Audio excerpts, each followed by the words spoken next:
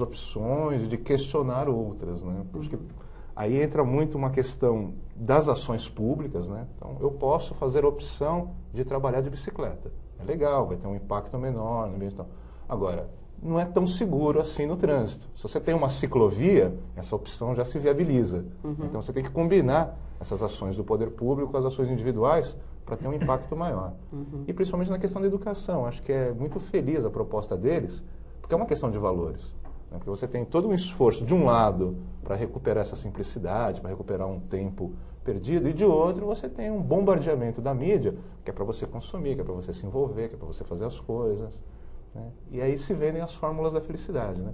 Quantos livros de autoajuda te ensinando a ser o máximo, Sim, a fazer isso exatamente, e aquilo? eles estão sempre nos primeiros de vendagem, né? Tá todo mundo procurando essa autoajuda, né? É sinal que você tem uma infelicidade aí disseminada, né? Para ter tanto mercado para livro de autoajuda. Aí já é um sinal que o planeta está dando, né? Essa questão do aquecimento global. Aí a gente tem aí o relatório da ONU, aí, da FAO, né?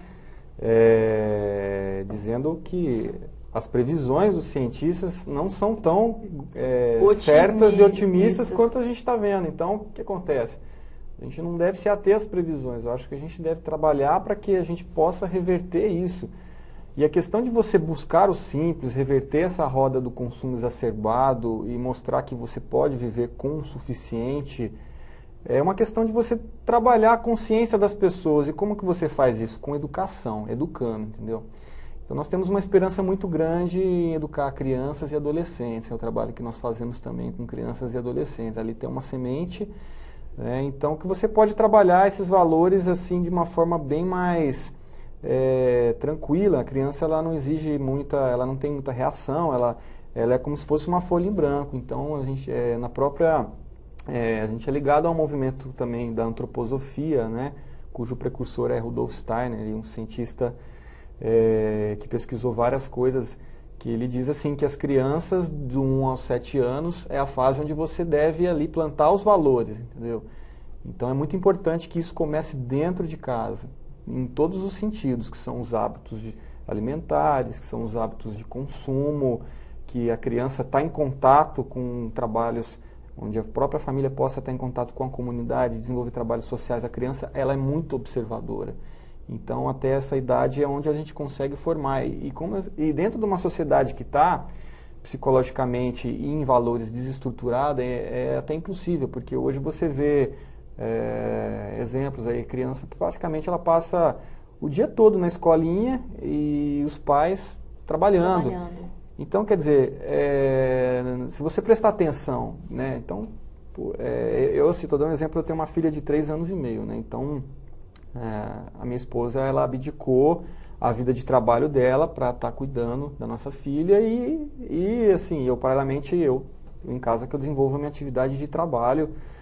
E a gente optou por isso para criar esses valores dentro dela e a gente vê que dá resultado realmente, que a criança, ela cresce com mais consciência, né? E com uma outra visão, né? Porque, de certa forma, a educação é algo muito mais profundo que simplesmente o que é aprendido na escola.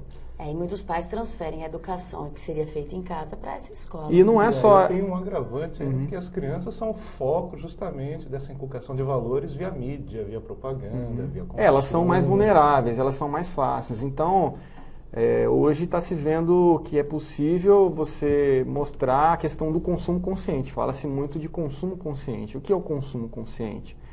É um consumo onde você pode, no seu dia a dia, obter aquilo realmente que é necessário e questionar o que é o supérfluo. Por exemplo, você tira aquilo que é supérfluo da sua vida e você começa a enxergar o que é realmente interessante para satisfazer as suas necessidades. Quer dizer, não é que o que se prega no movimento pela vida simples que você não vai deixar de consumir. O que se fala, então, consumo consciente. Consciente, né? Por exemplo, evitar de comprar coisas que venham excessivamente embaladas com plástico.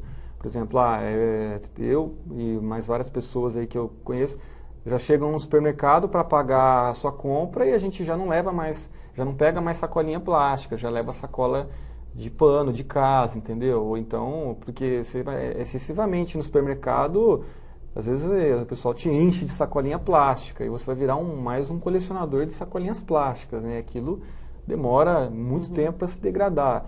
São as pequenas atitudes no dia a dia que fazem a diferença. Às vezes a pessoa fala, não, mas eu vou precisar radicalizar, vou precisar parar de consumir, vou virar eremita.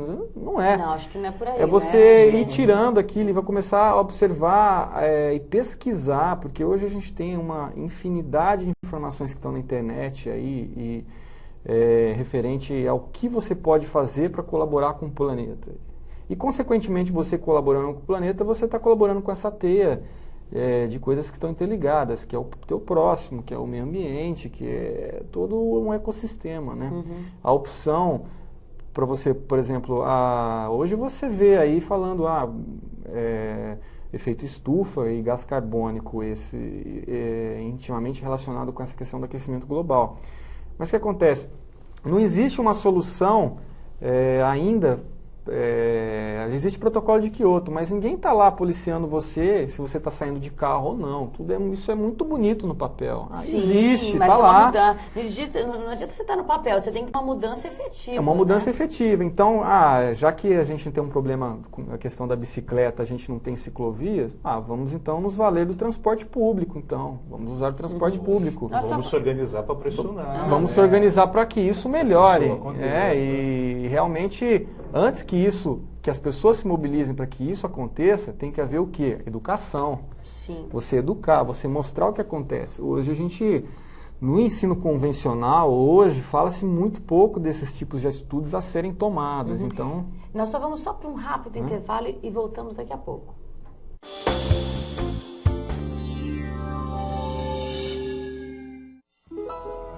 Na Argentina, Brasil, Paraguai e Uruguai temos algo em comum: o aquífero Guarani. Chove e a água que se infiltra na terra se acumula lentamente entre os poros e fissuras das rochas, formando o aquífero, uma reserva de água subterrânea que podemos aproveitar por meio de perfurações. Informe-se. Conhecer melhor é importante para proteger nosso aquífero Guarani.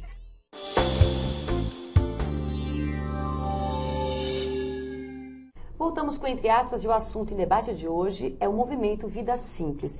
Nós falávamos aqui com o Adriano e até eu estou questionando aqui no intervalo com o professor Marco essa questão. O Adriano colocou uma coisa importante do movimento que é a base, né, a questão da educação de um consumo que seja responsável, né, tanto no meio ambiente como também do necessário que você precisa para viver.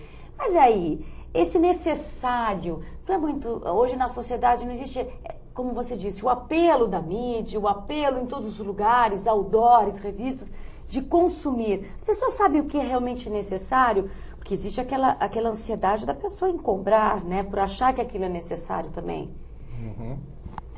Durante muito tempo na história da humanidade, você tinha uma, digamos assim, uma concepção mais ou menos clara do que eram as necessidades básicas. Segurança, alimentação, sede, saúde e tal.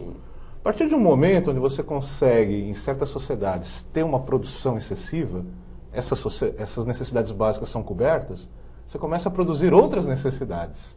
E a indústria tem que escoar isso, né? Eu necessito de uma roupa X, de um tênis Y. De um celular mais novo, que faça mais um negócio. Determinado tipo de eletrodoméstico. Então, as necessidades vão sendo criadas. Eu acho que o que esse movimento propõe é refletir sobre